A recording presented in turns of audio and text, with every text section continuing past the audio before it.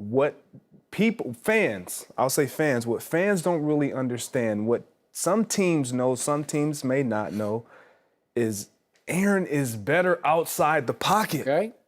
He's better outside the pocket. He's better when he has to improvise on the broken play, when he has to kind of freelance, and he kills you because now he puts you in a dual threat mode where he can either beat you with his legs or he can beat you with his arm. Down the field, he sees he has a great vision to scan the field, but when you force him to stay right in that pocket, he's great, but he's not as efficient. Yep, good point.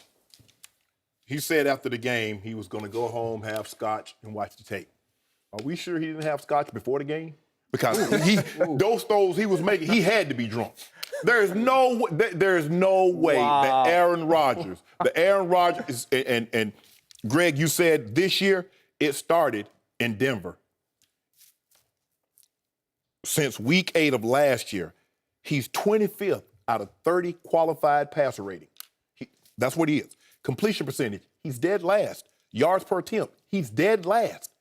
And, I'm not in the excuse-making business because, when he had Greg Jennings and Donald Driver and Jermichael Finley, nobody wanted to give those guys any credit. It was all Aaron Rodgers. Did you see those numbers? 45 touchdowns, 4 interceptions. It was all Aaron Rodgers. Okay, Aaron Rodgers, go make Jordy Nelson, Aaron Cobb, Parker, have at it. So now, because if you didn't want to give the receivers any credit then, why are you putting all the blame talking about they couldn't get open now? Good question. The only thing that has changed are the receivers. That is still Aaron Rodgers. Everybody says he's still statistically in his prime. So the only difference, there's no Driver, there's no Jennings, there's no Finley. So what's going on? Mike McCarthy you said it with the play calling. So Mike McCarthy called plays in those Super Bowl seasons. In those years you won the MVP, he's calling plays now. So what is it? So how many excuses are we going to keep making? At some point in time, see, I'm a resume type guy, Greg. You got to update that resume. See, you got that thing, what you did like 3-4 years ago, that ain't got nothing to do with today. We're talking about today. And right now, he's Aaron Rodgers, and you still would love to have him. But as you mentioned, Skip, he is not the best quarterback in the National Football League. No. And we need to stop making excuses for why this has happened. Let's put some of this blame on Aaron Rodgers. We keep Tom Brady didn't always have the best offensive line in football. No. He didn't always have running back.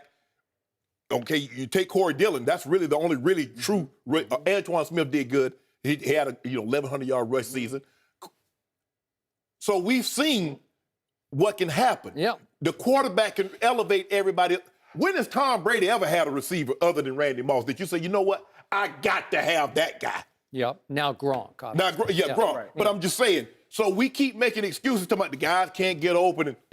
But you didn't want to give Jennings and Driver and Jermichael Finley, you didn't want to give them any credit. It was all Aaron.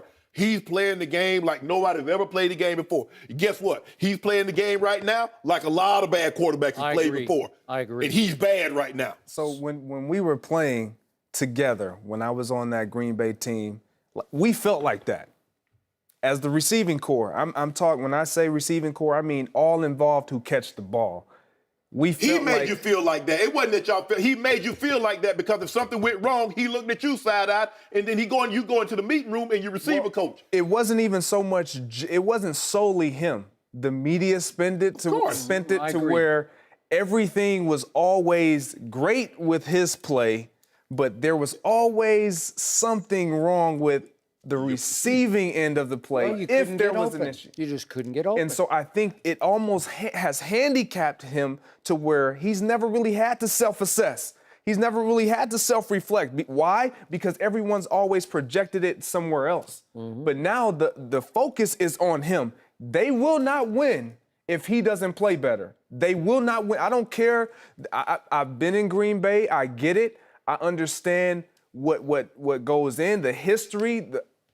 No one cares about any of that. No. You walk into Lambeau, you have one agenda. I want to win.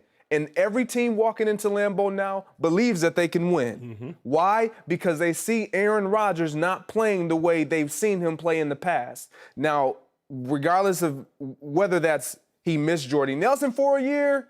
I don't know. But Jordy's not the same either, though, Greg. He doesn't look like Jordy from 2 years ago. I got to give him a little more time. I mean, we're early in the season, just outside the first quarter of the year, so I got to give him a little more time to see him, to see how he progresses, to see if he's going to be durable, to see how his body responds to 16 games. My issue is I'm with you because no one's ever just dumped all the load on Aaron Rodgers unless it was, oh my gosh, he's this, he's that, everyone was praising him. But no one ever has wanted or has done what we're hearing them do now, which is talk about his flaws. Correct. What he's not doing, what he hasn't done, what we've seen him do. And I think it's not even an excuse, it's everyone's in shock. No one's seen him play like this before. Right. Well, we'll have it. I thank you for saying that. Thank you for your Put you in honesty. the hot seat.